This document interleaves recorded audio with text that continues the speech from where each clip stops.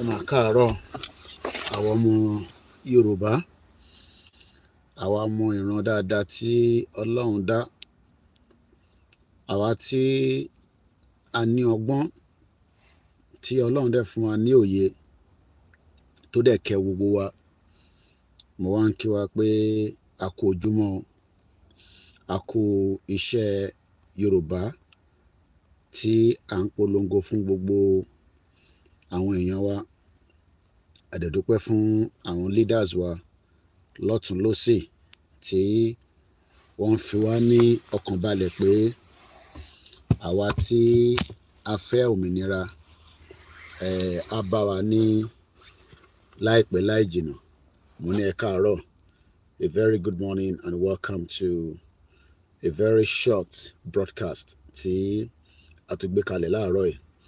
Gẹ́gẹ́ bí ẹ ti ṣe mọ̀ lórí ìkànnì tiwa yìí tí à ń pè ní Koikimedia, where we bring awareness and bring information regarding Yoruba nation. Ọ̀pọ̀lọpọ̀ ọmọ Yorùbá ni wọ́n fẹ́ ká kúrò nínú Nàìjíríà, but ọ̀pọ̀lọpọ̀ náà ni wọ́n ṣì ń disagree torí pé wọ́n ò ní understanding in tó ń pè ní Yoruba nation. But our own job gẹ́gẹ́ bí ọmọ Yorùbá òun ni ká educate, ká dẹ̀ enlighten millions and thousands of our people and give them the reason why Yoruba nation is the solution and the problem can face in the current Nigeria tower. Bí gbogbo wa ti ṣe mọ̀, Nigeria was put together in 1914 amalgamation, and it is already expired in 2014. Èní ni ọjọ́ tí à ń pè ní 11/12/2024. Aago mẹ́sàn-án ló lù ní London. It's cold weather. Ìyẹn ni a ṣe wà dressed warm. Èyí tí ẹ wà nílé, I believe the weather is very warm as well. Mo kí gbogbo ẹ̀yin tẹ́ wà ní homeland àti all over the world. Mo kí leaders wa tí à ń pè ní Professor Adebanji Akitoye, and shout out to the United States of Biafra. Thank you so much for those of you that have joined us as well. As Bashin Solori Koniwa, self-determination according to the United Nations, and it states clearly that it's an inalienable right, and that right must be respected regardless of whether people believe in it or not. And Taban saw self-determination according to the United Nations Charter. United Nations Charter established the right to self-determination as a core principle of the organization and a prerequisite for fundamental rights. So when those that are asking for self-determination, it is a fundamental right. The government of the world, countries around the world, including Nigeria, might not be pleased for those that wants to break away from what is known as Nigeria. But it is still a fundamental right according to the United Nations Charter. So whether the federal government of Nigeria is pleased with the USB, the Yorubas, the Arewa, the Ijos that are asking for self-determination, that fundamental right must be respected by the African Union, by the European Union. So asking for Yoruba nation is not a crime. Let me first continue to emphasize that a lot. Kò ń ṣe crime. It doesn't matter whether I believe in it or I disagree. Asking for Yoruba nation kò kí ń ṣe offense, kò kí ń sọ pé èèyàn ń ṣe terrorist, kò kí ń sọ pé èèyàn ń bá government jà. Under the United Nations Charter, fundamental right ni. Now, ẹ jẹ́ ká tún sáré lọ wo English dictionary fundamental. Kí ló ń pè ní fundamental right?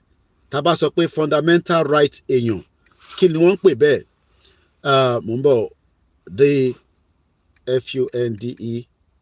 FUNDE fundamental kí ló ń pè ní fundamental human right yẹn òun ni à establish mo kí bàbá wa tí mo fi tọ̀wọ̀tọ̀wọ̀ dárúkọ Awo Fajimi Adekunle. I won't have time to be greeting everybody mo kí gbogbo wa because I haven't got the time. I'm very pressed with time.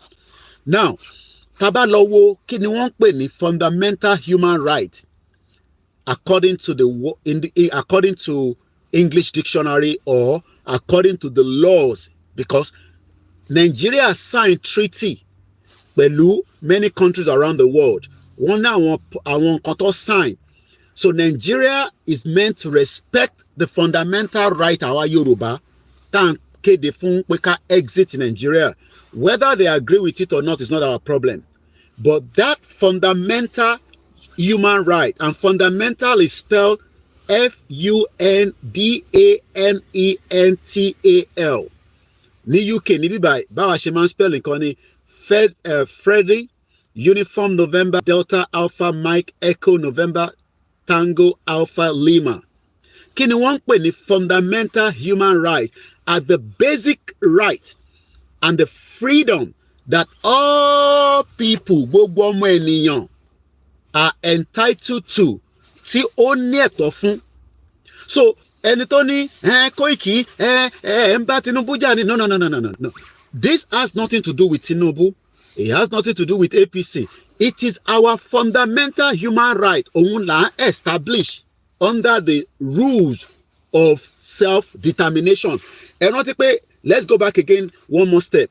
Ẹ rántí pé self-determination, according to the United Nations Charter, establish the right ó fún wa ní ẹ̀tọ́ to self-determination as a core principle of the organization and the prerequisite for fundamental human right.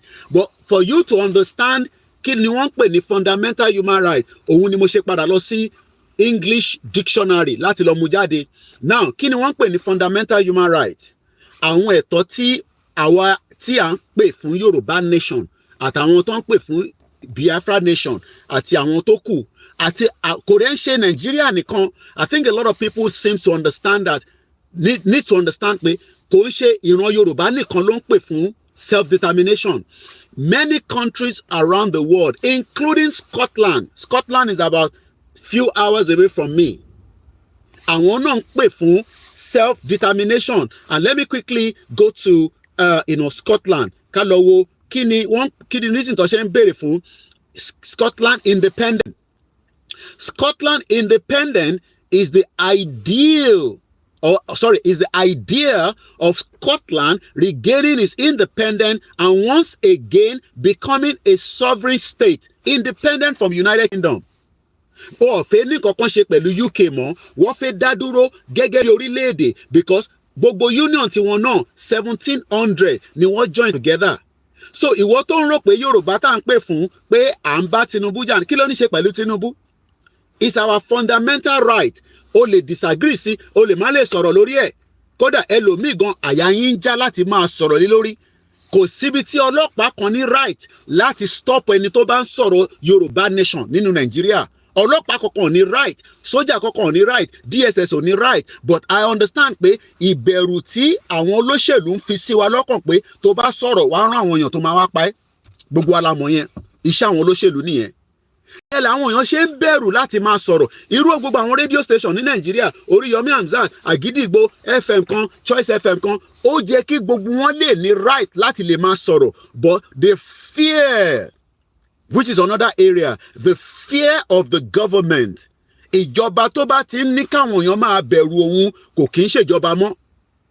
Bẹ́ẹ̀ mi ṣe wà ní UK nísìn, èmi ò ṣe máa bẹ̀rù ìjọba ìlú yìí pé mò ń sọ̀rọ̀. Kò mí pé torí pé mò ń sọ̀rọ̀ yẹn pé mo ò sí nínú Nàìjíríà, ó jẹ́ ká máa bẹ̀rù ìjọba ìlú yìí pé ìjọba ìlú yìí lè wá mú mi o, Koiki máa sọ Yorùbá nation ní UK o. No, because fundamental right ni. Kò wá ń ṣàwà nìkan tẹ́ bá wo gbogbo àwọn Scotland. Àwọn náà ń pè fún self-determination. Ẹ jẹ́ ká wá lọ wo kí ni latest news lórí pé káwọn Scotland náà dá dúró gẹ́gẹ́ bí orílẹ̀-èdè. These are the headlines. One day ago, according to the National.Scot, John Corsey responds to major Scottish independent poll. STV News poll suggests pro-independent majority at the Holyroyd with the SNP on 59 seats. The Herald, lessons from independent referendum for border poll in Highland, says Stonmont. The Scotsman, yes vote for Scottish independent hit 4-year high. Àwọn ará Scotland náà ti wá ń dìde sókè. Wọ́n fún wọn láyè pé kó jáde ní 2014. Àwọn English wọ́n ní ọgbọ́n àrékèrèkè. Wọ́n tàn wọ́n sọ fún wọn pé tó bá dúró sínú England o káwọn jọ wà ní one union, àwọn ò ní exit European Union. Nígbà tó di 2 years after that, ṣe ni wọ́n exit EU tó ń pè ní European Union. Àwọn Scotland wá ń béèrè pé but àdéhùn tẹ́ sọ fún wa kọ́ nìyẹn. Àdéhùn tẹ́ sọ fún wa ni pé tá bá dúró sínú tá bá jọ wà nínú UK ní kúrò nínú EU. Àwọn English dẹ̀ mọ̀ pé àwọn fẹ́ kúrò nínú EU because kí ni wọ́n fẹ́ control border wọn. Because border tó wà open yẹn ó fún ọ̀pọ̀lọpọ̀ àwọn ẹ̀yin rò pa àwọn Africans nìkan là ń wá sí UK. No. Àwọn ìlú kan wà tó ń pè ní European country tó yẹ pé wọn ò ní ṣingbá. Lẹ́yìn tẹ́ bá ti mú Germany, tẹ́ bá ti mú France, tẹ́ bá ti mú bíi Spain, Italy, àwọn ìlú kankan wà. Àwọn ìlú kan wà ìyà tó ń jẹ wọ́n níbẹ̀ as a EU wọ́n kàn lo advantage pé wọ́n jẹ́ citizen European Union. Púpọ̀ nínú wọn náà wá ń faṣẹ́ ní UK báwa náà ṣe wá faṣẹ́ ni. Púpọ̀ nínú wọn tún wá ní benefit tó pọ̀ nítorí pé nígbà tí UK jẹ́ European Union yẹn opportunity yẹn ó jẹ́ káwọn yẹn ní access láti wọlé. Wọn ò ní di visa, wọ́n kàn ní láti ra tíkẹ́ẹ̀tì ni. Kódà púpọ̀ nínú wọn máa ń wọ bọ́ọ̀sì wa ni, night bus ló máa ń wọ̀. Ìmí 14 hours, ìmí 12 hours, ìmí 2 days. Irú àwa nísìn a lè wọlé sí bíbá ìgbàgìrì even though pé wọ́n sọ fún wa pé we are Commonwealth citizen. Irọ́ ló wà níbẹ̀. That's another angle. Torí pé mo ní time púpọ̀. Now ẹ jẹ́ ká kọ̀ sáré ka news eléyìí tó sọ pé the Scotsman, àwọn Scott News ni. Ó ní yes vote for Scottish independent ó ti lọ sókè láti bí ọdún 4 sẹ́yìn. Ìyẹn poll. Tí wọ́n bá fún ọmọ Yorùbá láyè lẹ́rìí nísìn pé kó jẹ́ ká lọ test referendum. Bóyá Yorùbá fẹ́ lọ àbá lọ. But ìjọba Nàìjíríà ń bẹ̀rù pé tẹ́ bá lọ fún wọn láyè wọ́n lọ nìyẹn. Ìyẹn ni wọ́n ṣe fún àwọn Biafra náà láyè kí wọ́n lọ ṣe referendum. Làwọn Biafra ṣe referendum ara wọn. Wọ́n béèrè lọ́wọ́ ara wọn. Àwọn kan tẹ̀ tí ń sọ nísìn pé ìjà àwa gan ni lọ ṣe template pé ká béèrè lọ́wọ́ àwọn ọmọ Yorùbá ta ló fẹ́ lọ. Ẹ̀rí dẹ̀ wà. Nítorí pé tá bá bẹ̀rẹ̀ sí ń béèrè ní gbogbo state kankan nísìn pé èèyàn mélòó ló fẹ́ kúrò ní Nàìjíríà, àwọn èèyàn máa nawọ́ sókè. Torí pé Nàìjíríà gẹ́gẹ́ bí bàbá wa ṣe sọ ní bíbá ẹ jẹ́ sáré mú yín lọ síbẹ̀. Torí ìyẹn gangan ni mò ń gbọ́ lọ lọ́dọ̀ pavilion. Ìyẹn brother wa ó lọ sí Benin Republic, ó lọ bá bàbá wa Akíntóyè sọ̀rọ̀. Ẹ jẹ́ ká kọ̀rọ̀ gbọ́ díẹ̀ nínú interview yẹn. Mo kí gbogbo ọmọ Yorùbá, mo ní self determination right ni fundamental human right. Ẹ jẹ́ ká gbọ́n tí bàbá ń sọ ní bíbá. Ẹ ti ṣètò wípé tó bá wá tó fìlì fọ́ọ̀mù. ń bọ̀. Ó lè jẹ́ Fúlàní. Ẹ jẹ́ ká gbèsè ọ̀sẹ̀ ǹjẹ́. With confidence in God. Ní pé láìpẹ́ láìjẹ́ a máa ní country wa. A máa ní Yorùbá nation wa. A máa ní Yorùbá nation wa láìpẹ́ láìjẹ́. Gbogbo nǹkan tó ń di wá wọn á túkà kúrò lọ́nà ṣe. Gbogbo pàǹpẹ́ tán kó jọ sí ọ̀nà á disappear kúrò ṣe. And we will walk into our country and begin to run one of the best countries in the world.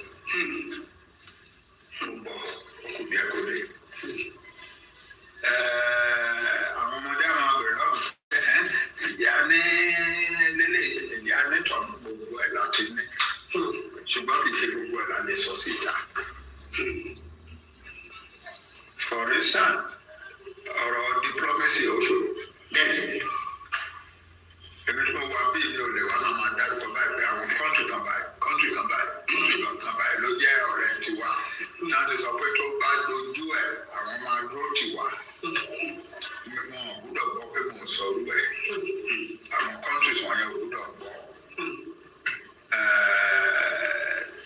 therefore èmi náà ò gbọ́dọ̀ sọ ṣùgbọ́n mo lè fọwọ́ sọ̀yà pé there are some countries wọ́n nídìí láti pọ̀ ìṣe country púpọ̀ wọ́n nídìí country púpọ̀ kó support wa but àwọn díẹ̀ tá a nídìí yẹn àní wọn lọ́wọ́ ṣùgbọ́n àlè máa sọ síta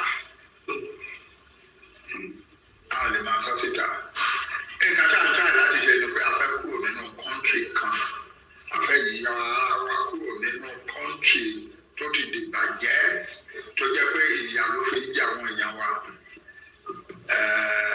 tá a bá sọ pé country by support wa country by support wa country tí a fẹ́ kúrò yẹn wọ́n á lè wá accuse wọn pé ẹ fẹ́ da country tiwa lò fẹ́ kẹ́ anybody lọ attack wọn kẹ́ anybody lọ máa accuse wọn ó tàn ìdí tá a ṣe gbọ́dọ̀ dárúkọ wọn nìyẹn ṣùgbọ́n wọ́n wà lẹ́yìn wa ọlọ́run ṣe wà lẹ́yìn wa ọlọ́run wà lẹ́yìn wa tó ẹni ọmọ mi ẹ máa bẹ̀rẹ̀ nípa yẹn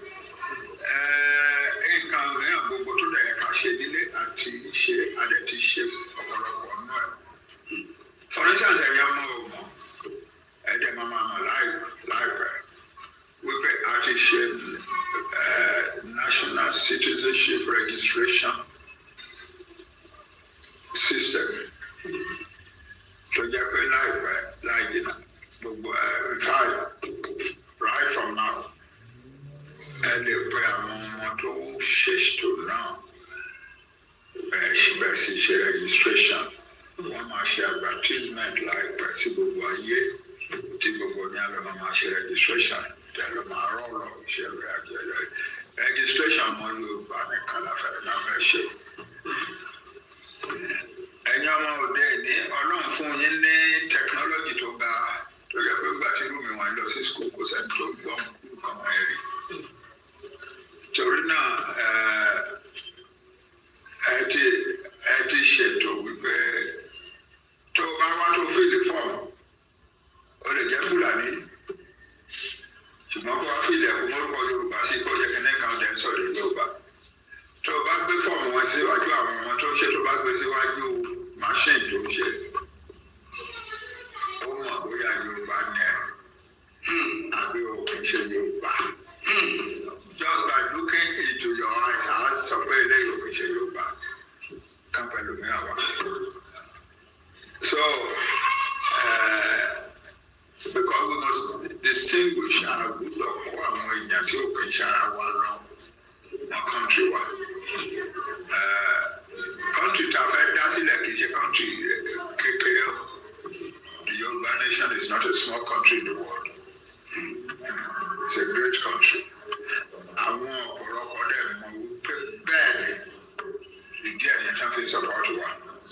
now à ń padà bọ̀ lọ́dọ̀ bàbá torí mo tún fẹ́ fi àlàyé tó pọ̀ láti fi ṣe ọmọ Yorùbá ẹ jẹ́ ká padà sí àwọn Scotland tó ń pè ní Scottish kí ló dé táwọn náà fẹ́ dá dúró gẹ́gẹ́ bí orílẹ̀-èdè ẹja àgbọ̀n tí arákùnrin fẹ́ sọ. Expected it to be a lively exchange straight after the budget, Rachel.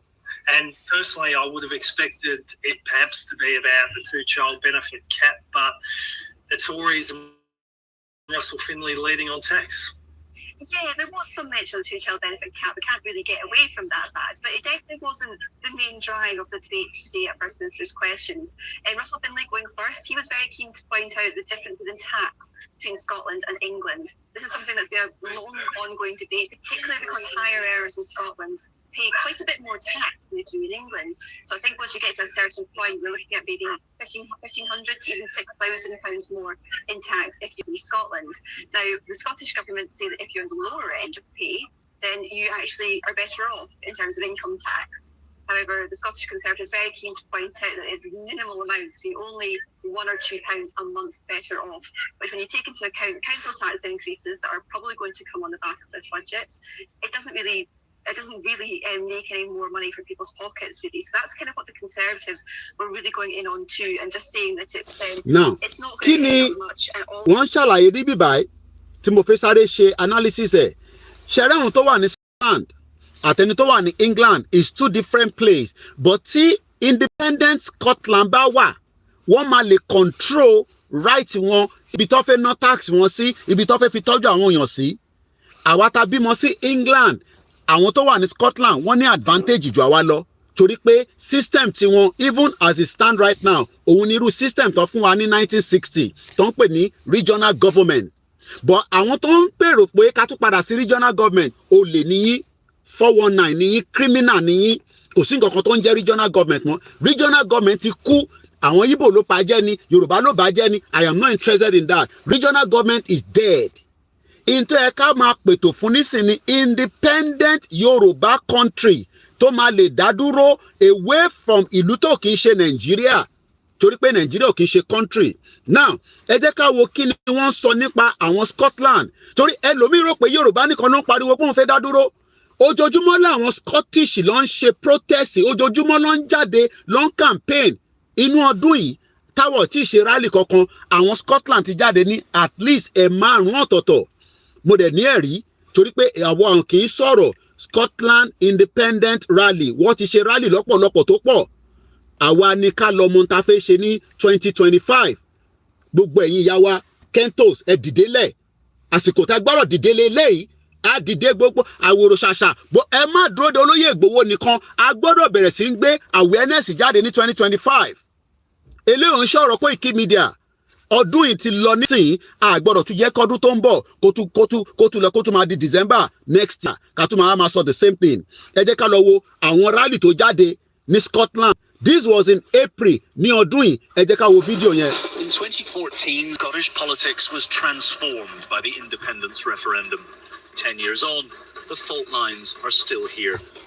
In 2014, ṣẹgbọ́ in 2014 ni wọ́n fún wọn ní right pé kó lọ bọ̀ bí ṣe sọ àwọn English ló tàn wọ́n bí àwọn olóṣèlú ṣe ń tàn wá náà nísìn pé ká tún lọ dìbò 2027 àwọn English ló parọ́ fáwọn Scottish pé wọn ò ní kúrò nínú EU English dẹ̀ mọ́bi tó ń lọ torí pé English ni àwọn tó dalé ayé rú àwọn ni wọ́n colonize wa kò ń ṣe Scotland so kí ni mo fẹ́ fàyọ́ bẹ́ẹ̀ ni pé ní 10 years ago wọ́n rò pé gbogbo ẹ̀ ti die down báwọn kan náà ṣe ń sọ pé àgbọ̀ Yorùbá nation mọ́ Yorùbá nation ti kú kò sí nǹkan kan tó ń jẹ́ Yorùbá nation 419 ni wọ́n Yorùbá nation is still existing ó dẹ̀ máa exist títí tá a máa fi gbalẹ̀ wa lórúkọ Jésù Kristi lágbára àwọn orúmọlẹ̀ Yorùbá gbogbo ọmọ Yorùbá ni kò dìde ẹ jẹ́ ká gbọ́ bí wọ́n ṣe April eléyìí o wọ́n ti ṣe rally bí ẹ̀ márùn-ún ọ̀tọ̀ọ̀tọ̀ ìgbà tẹ́ ẹ̀ fún wa lówó kò jẹ́ ká lè lọ síbẹ̀ ká lọ mú jáde mídíà nídòwó a ní kẹ́ dáwó fún wa ẹ̀ dáwó tó bá jẹ́ pé ọ̀rọ̀ kó àtòbò là ń sọ nísìn nínú yá máa dùn ẹ́ máa dáwó síbẹ̀ tẹ́ ẹ̀ bá invest in the media Yorùbá nation máa difficult díẹ̀ gbẹni mo fi sọ ẹ ní láti náwó sínú media a máa náwó ní ta bá délé lérí ẹ wá sọ fún media yẹn kó lọ wá source of owó ẹ but media tó sì ń pariwo Yorùbá nation tẹ́ ẹ̀ bá invest in it ó máa difficult ká tó lè débi tá à ń lọ torí media ló máa promote Yorùbá nation tá máa fi débẹ̀ tó bá dẹ̀ rò pé TVC mo sọ fún yín mo post ẹ̀ ní last week bọ̀bọ̀ tó ń ṣe journalist hangout yẹn ó dọ̀bù díà mi ó sọ pé Nàìjíríà ò ní break èmi ò ní sọ tá a máa ṣe ó fẹ́ yẹ kémi fi gbogbo ẹnu sọ̀rọ̀ ni bọ̀ lágbára àwọn tó ní ilẹ̀ Yorùbá ẹni tó bá ní Nàìjíríà ò ní break ẹnu ẹni gbogbo àjọ wà yẹn iṣẹ́ media ló kù ẹjẹ́ àgbọ̀n tó ń sọ. Independence's chief messenger is struggling. The shock of its former chief executive and husband to Nicola Sturgeon being arrested is compounded by a host of political problems. Not least, its partner in government, the Green Party, has announced a vote on whether to continue the partnership. Today, the First Minister is putting on a brave face. It's clearly a discussion that the Greens will have to have. I'm delighted to be marching alongside this independence rally with the Green colleagues. Independence rally. And many other Green colleagues right across the country. And that's what... This was a rally in April. April ló ṣe léyìí. Kò ń ṣòwò nìkan ni wọ́n ṣe. Ẹ jẹ́ ká tún wá síwájú díẹ̀ sí. Another rally wọ́n ṣe ní September tó ṣẹ̀ lọ yìí. Ẹ jẹ́ ká tún wo eléyìí náà. Ìwọ tó ń sọ pé ànínáwó akọ̀mọ́ bá sọ̀rọ̀ àdídòwó nísìn mo láti ná ní kí ọ̀kan fún mi ní 5,000 naira torí pé ká lè send data sáwọn ọmọ wa ṣé yẹ kí mídíà ṣe máa wá 5,000 naira àìtí gbọ́n Yorùbá nation ta fẹ́ gbà mídíà need láti máa ṣe publicity mo sọ fún yín pé àwọn ọmọ wa wọ́n ti ń ṣe oríṣiríṣi program ẹ̀rí wọn ní Ṣakí ẹ̀rí wọn ní Ìbàdàn wọ́n wá nídòwó wọ́n fẹ́ ra data tó bá pè mí nísìn tó náà fẹ́ ra data ṣé màá sọ pé mo lówó lọ́wọ́ mo ṣe láti sọ fún yín ọ̀kan pé kó send owó sí mi ká ṣe ra data fún wọn láàárọ̀ yìí because we have to keep spending money èmi lè má nídìí owó torí pé ẹ rò pé mo nídìí owó ṣé íńtánẹ́ẹ̀tì tí mo tàn nísìn fóònù 4 ló wà wájú mi nísìn pẹ̀lú lódì 5 tí mo bá ní íńtánẹ́ẹ̀tì ṣé mo lè wá bá yín sọ̀rọ̀ láàárọ̀ ẹ̀ eléyìí tí mo wá sọ láàárọ̀ ẹ̀ ṣé kò ní value ṣé kò yàtọ̀ sẹ́ni tó jókòó tí kò sọ̀rọ̀ Yorùbá nation tí gbogbo alẹ́ ń rí wọn àwọn tó náà ń pera wọn ní influencers tó bá yá gbogbo àmọ́ ọmọ ta fẹ́ lóòótọ́ ẹgbọ́n sókè níbí báyìí torí mo fẹ́ máa lọ kù díẹ̀.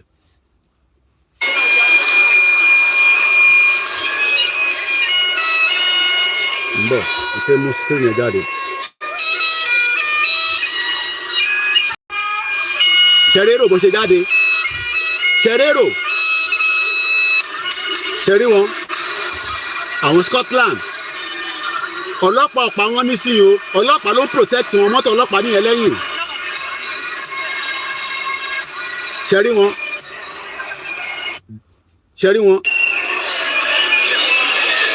ṣẹ̀rí tàbá ní ká ṣe flag wọn ní ó fẹ́ fi kówó jẹ ni tàbá ní ká ṣe nǹkan kan wọn ní ó fẹ́ fi kówó jẹ ni èmi ò understand ìbá ṣe fẹ́ ṣe Yorùbá nation tí a fẹ́ ṣe so many souvenir fìlà ní stress ni àwọn tó wà nílé ò ní owó yẹn àwa tá dẹ̀ ní tàbá ní ká dá àdá èyí tá náà fẹ́ ṣe ààrẹ rí ṣe because nígbà tá àárẹ̀ náà fowó tàbá ti sọ pé a fẹ́ ṣe nǹkan kan àwọn platform kan á jáde wọn náà wọ́n ní support tẹ́ bá ti lọ gbọ́ wọn níbẹ̀ ẹ̀ tako ìtawà ń ṣe níbí báyìí mo dẹ̀ ti sọ pé gbogbo mídíà tó bá ti pariwo pé a ní ìdòwò fún Yorùbá nation is a waste of media because owó gangan la máa fi ṣe àwọn eléyìí nísìn ojoojúmọ́ làwọn náà lọ ń jáde lọ ń request for funding láti fi ṣe gbogbo tó ń ṣe tẹ́ ẹ̀ wò yìí nísìn ẹ̀ wò ṣẹ̀ríran can you see kí lè àárín tó ń gbé sókè yẹn can you see àwọn tó fẹ́ lọ nìyẹn torí pé àwa náà fẹ́ lọ but a gbọ́dọ̀ create awareness now ká padà sí ìtorí time and only have 3 minutes to go mo ti sọ fún yín pé Article 1 the United Nations main purpose is to develop a friendly relation based on the respect for the principle of equal right and self-determination of peoples.